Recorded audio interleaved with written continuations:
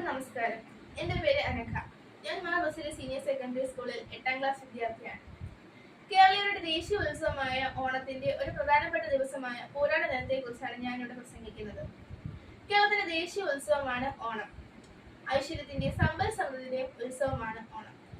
കേരളത്തിന്റെ കാർഷിക ഉത്സവം കൂടിയാണ് ഓണം. ജാതിമത ഭേദമന്യേ എല്ലാവരും ഓണം ആഘോഷിക്കുന്നു. മലയാളത്തിന്റെ ആദ്യ മാസമായ ചിങ്ങമാസത്തിലാണ് നാം ഓണം ആഘോഷിക്കുന്നത്. അത്തം മുതൽ 10 ദിവസം വരെയാണ് ഓണം കൊണ്ടാടുന്നത്.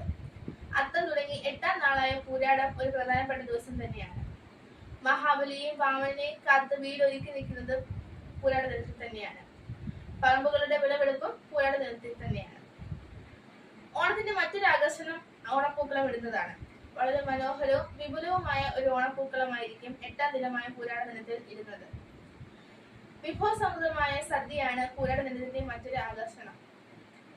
ഓണപ്പാട്ടുകളും ഓണക്കളികളും ആയി എല്ലാവരും പ്രായഭേദമന്യേ ഓണം ആഘോഷിക്കുന്നു. ഈ ഓണം എല്ലാവർക്കും സന്തോഷത്തിന്റെയും സമൃദ്ധിയുടെയും ഐശ്വര്യത്തിന്റെയും ദിനങ്ങളാകട്ടെ. എല്ലാവർക്കും എന്റെ പൂരാട ദിന ആശംസകൾ. നന്ദി.